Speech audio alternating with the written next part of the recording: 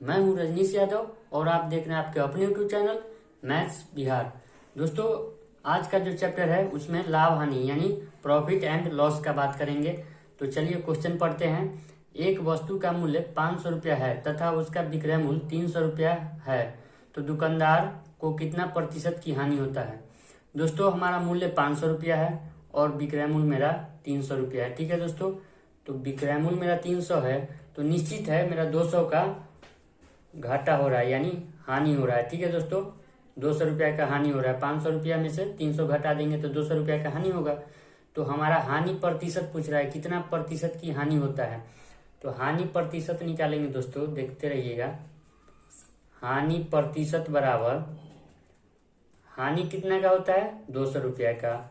हानि गुने 100। ठीक है दोस्तों, हानि गुने 100 बटा क्रय मूल्य। क्रय मूल्य दोस्तों, इस यहाँ क्रय मूल्य की जगह पे क्या होगा, मेरा 500 रुपया होगा। तो 500 रुपया हम यहाँ पे लिख देंगे। 200 गुने 100 बटा 500 रुपया। ठीक है दोस्तों, 500 मेरा क्रय मूल्य है। तो ये 2 जीरो से ये 2 जीरो कट गया और 5 से 5 चौके 20 और 1 जीरो रहा तो 40। यहाँ जीरो बैठा दिए तो 40, यानी मेरा 40% दोस्तों हानि है। तो किसमें है, मेरा आंसर डी है। दोस्तों, मेरा आंसर डी सही है। तो चलिए अब अगला क्वेश्चन देखते हैं। चलिए दोस्तों, अब अगली क्वेश्चन देखते हैं। एक घड़ी को 200 रुपया में बेचने पर 20% की हानि होती है, तो घड़ी का क्रय मूल्य क्या है। दोस्तों, क्रय मूल्य पूछ रहा है। ठीक है, तो बने रहिए। क्रय मूल्य पूछ रहा है दोस्तों। तो क्रय मूल्य का फॉर्मूला क्या होता है मेरा, क्रय मूल्य का फॉर्मूला मेरा होता है विक्रय मूल्य। विक्रय मूल्य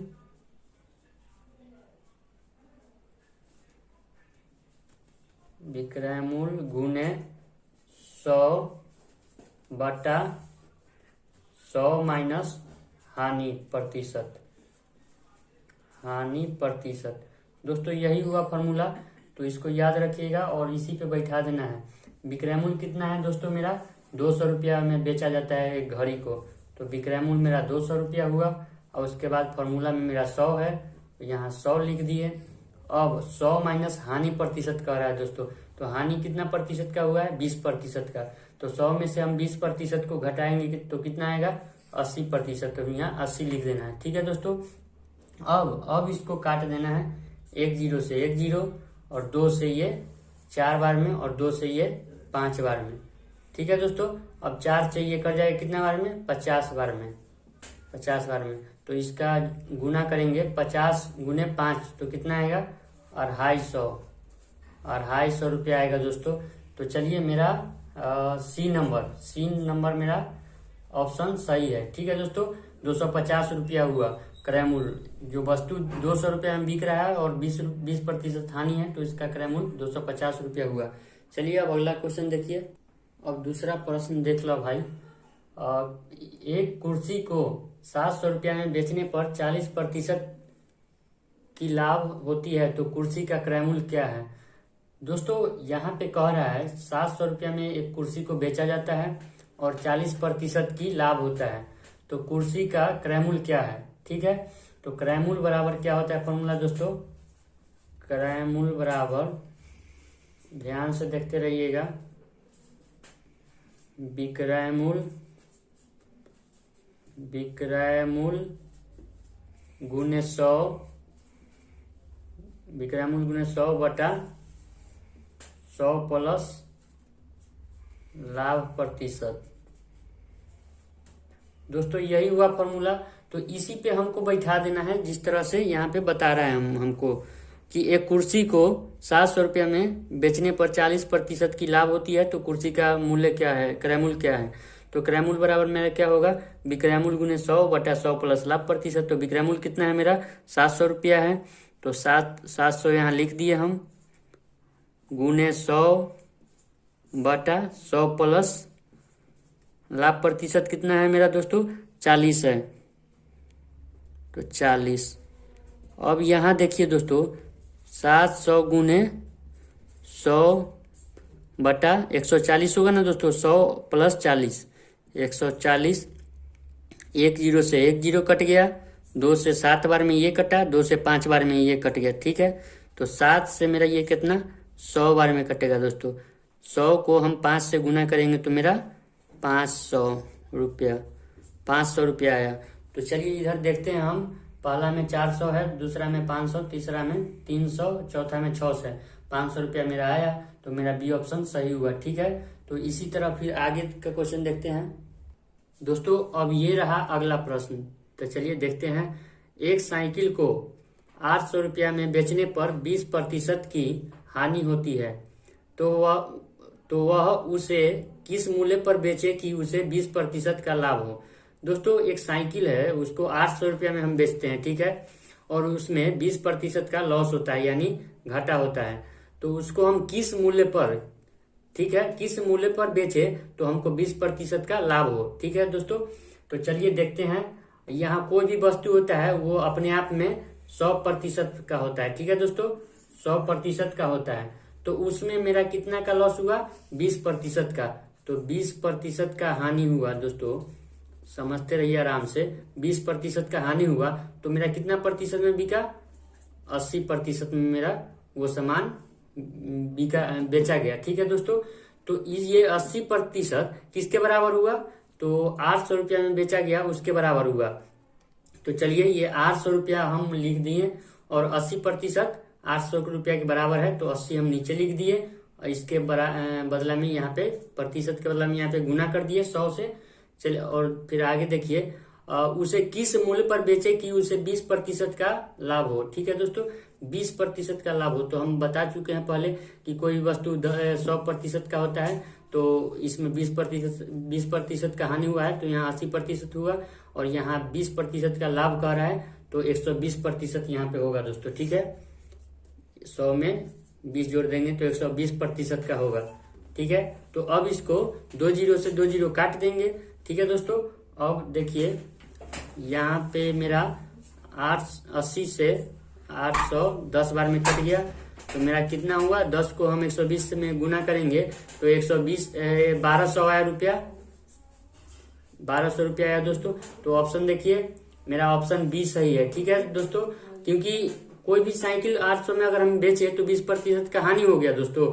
तो हम उसको किस मूल्य पर बेचे कि मेरा 20% का लाभ हो, तो हम 1200 रुपया में बेचेंगे तो मेरा 20% का लाभ होगा। चलिए दोस्तों अब अगला क्वेश्चन देखते हैं।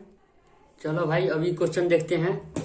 किसी वस्तु को 5% हानि पर बेचने की अपेक्षा 10% लाभ पर बेचा जाए तो दुकानदार को 75 रुपया अधिक मिलते हैं, तो वस्तु का क्रय मूल्य कितना होगा।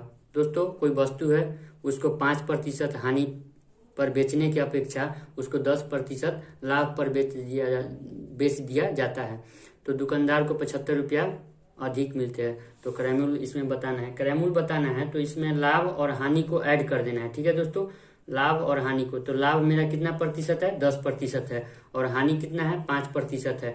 तो जितना रुपया अधिक हमको मिलता है ना, उसमें हम डिवाइड कर देंगे उससे। तो यहाँ पे हमारा कितना है, हानि प्रतिशत 5 और लाभ है मेरा 10, तो यानी 15% जोड़ देना है दोनों को, और 100 से गुना कर देना है। ठीक है दोस्तों, तो इसको हम 15 पचे 75 मतलब काट देंगे 5 बार में, तो मेरा ये 500 आएगा। ठीक है दोस्तों, 500 रुपया आया। तो मेरा ऑप्शन में देखना है, मेरा ऑप्शन सी में आया 500 रुपया।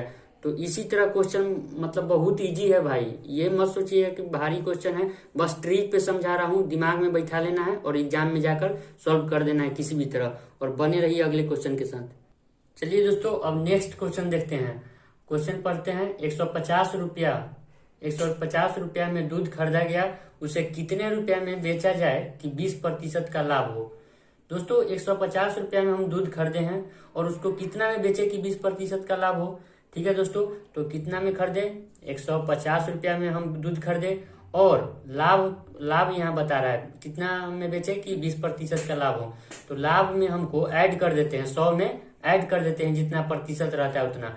तो 100 में ऐड करेंगे तो ये 20% है, तो यहाँ 120 हो जाएगा, और इसको 100 से हम डिवाइड कर देंगे। ठीक है दोस्तों, तो 100 1 0 से 1 0 कट गया, 1 0 से 1 0, और ये गुना करेंगे, मल्टीप्लाई करेंगे 15 में 12 से, तो मेरा आंसर आएगा 120 रुपया मेरा आएगा। तो आंसर में मेरा कहाँ है, 180 रुपया आया दोस्तों, सॉरी। तो 180 रुपया आया, तो मेरा बी ऑप्शन सही हुआ। ठीक है दोस्तों, तो चलिए अब अगले क्वेश्चन देखते हैं दोस्तों। ये रहा मेरा दूसरा क्वेश्चन। ठीक है, तो क्वेश्चन पढ़िए। एक व्यक्ति किसी वस्तु को 10% नुकसान के साथ 90 रुपया में बेचता है, तो उस वस्तु का क्रय मूल्य क्या होगा। दोस्तों फिर यहाँ पे क्रय मूल्य पूछा है। ठीक है, तो क्रय मूल्य हमको निकालना है दोस्तों, क्रय मूल्य निकालना है, क्रय मूल्य निकालना है दोस्तों। तो मेरा फॉर्मूला हम बता चुके हैं आपको, विक्रय मूल्य गुने 100 बटा 100 माइनस हानि प्रतिशत। तो इसी पे बैठा देना है दोस्तों। विक्रय मूल्य मेरा कितना है दोस्तों, यहाँ पे 90 रुपया मेरा विक्रय मूल्य है, तो 90 लिख दिए, गुने 100 से हमको गुना करना है, और यहाँ पे 100 माइनस हानि प्रतिशत। तो 100 में से हम हानि प्रतिशत कितना है, 10% है हानि। तो 100 में से हम 10 को घटाएंगे तो कितना आएगा मेरा, 90 आएगा दोस्तों। ठीक है, तो 90 से हमको 90 काट दिए एक बार में, तो मेरा कितना रुपया आया, 100 रुपया आया। ये रहा मेरा आंसर, किसमें है, ऑप्शन बी में है।